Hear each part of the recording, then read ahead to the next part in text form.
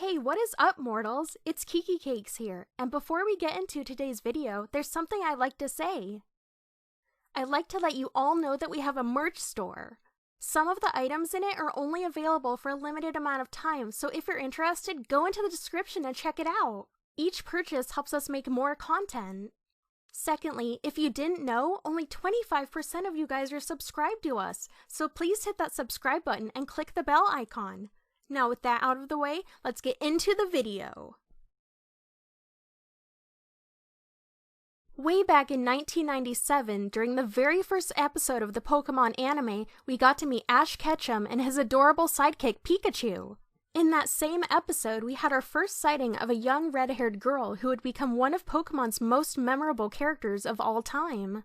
Misty, one of Ash's main companions throughout all of the original series, is known mainly for her skill with water Pokemon as well as her ironically fiery temper. She typically wears a yellow crop top and jean shorts with suspenders and wears her hair in a side ponytail. Born in Cerulean City, located in the Kanto region, Misty grew up alongside her three older sisters, Violet, Daisy, and Lily, who all ran the Cerulean Gym and its mermaid shows. Very little information is known about her parents' identity or whereabouts. What we do know is that the novelization of the anime Pocket Monsters the Animation reveals that they abandoned Misty and her sisters due to the regulations and restrictions that came with running the Cerulean Gym. However, the novel may not be canon as a number of things stated in it have since been contradicted by the anime since it was published. When we first saw her, she was 10 years old just like Ash and off the side of the road fishing for water Pokemon in a river. Rather than hooking a Pokemon, however, she fishes out a soaked and roughed up Ash and Pikachu. The two just a while earlier narrowly escaped a hostile group of Spearow and had become lost. After asking for directions, Ash proceeded to borrow her bicycle, which was later burnt and destroyed thanks to a Thundershock attack by Pikachu. Later in the next episode, Misty catches up to Ash in Viridian City, returning with a vengeance and demanding that her bike be replaced.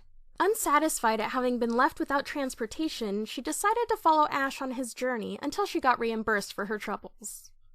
Later on in the series, as they became better friends, this became more and more of an excuse to stick around. She often acted as the group's voice of reason, halting Brock's advances on women and trying to keep him and Ash out of trouble. Misty stuck around on Ash's journey for a long time, through all of Kanto, the Orange Islands, and Johto, right before parting ways in the second to last episode of the original series. She planned to return to Cerulean City and run the gym in place of her sisters, who were heading off on a world tour, presumably for their mermaid shows. She later returned for a handful of episodes in the Advanced Generation series of the anime, though she did not rejoin as a traveling partner. Misty had no further appearances in the anime for quite a long time, not being present at all through the Sinnoh, Unova, and Kalos portions of Ash's journey. In the Sun and Moon series, while Ash was revisiting Professor Oak in Kanto, she was seen as the acting leader of the Cerulean Gym, and was challenged by some of Ash's new Alolan friends, Mallow and Lana.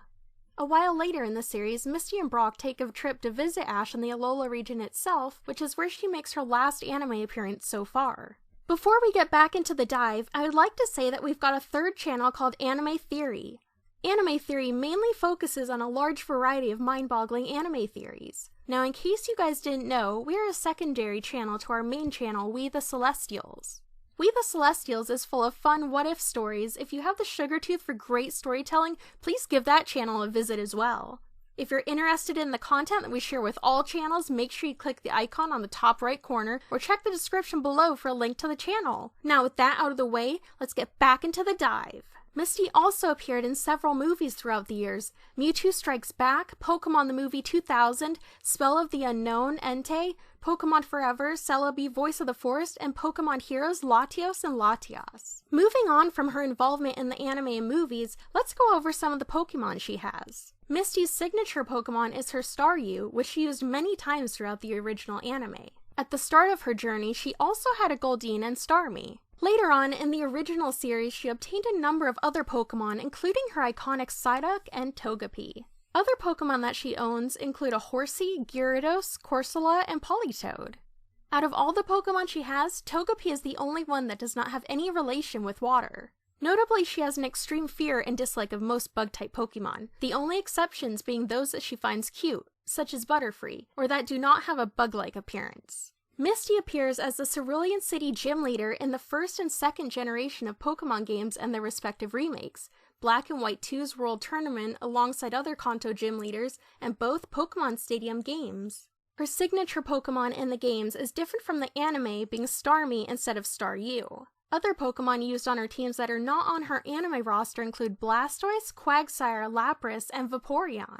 Unlike her anime counterpart, Misty uses a number of non-water type Pokemon in Pokemon Stadium 1 and 2, including Grass, Ground, Dragon, and Normal types. Now onto some more miscellaneous facts about Misty. Her Japanese name is Kasumi, which directly translates to mist, but is also derived from a few other words. Kasumiso, meaning baby's breath, which is a reference to her being the youngest sibling, and Umi, meaning sea. Misty is also the first main character to own an egg, later hatching into Togepi, who is also the first Generation 2 Pokemon seen in the anime, other than Ho-Oh in the first episode. Speaking of Togepi, Misty joins some other main characters in having released one of their Pokemon into the wild. Just like Ash's Butterfree, Jessie's Arbok, and James's Weezing, Misty released her recently evolved Togetic to allow it to serve as a protector for a group of Togepi. While her quick-to-anger personality and sharp wit are iconic of her character, she is also commonly described as a tomboy. In the games, even the Japanese translation of her gym leader title gives her the nickname of the Tomboyish Mermaid.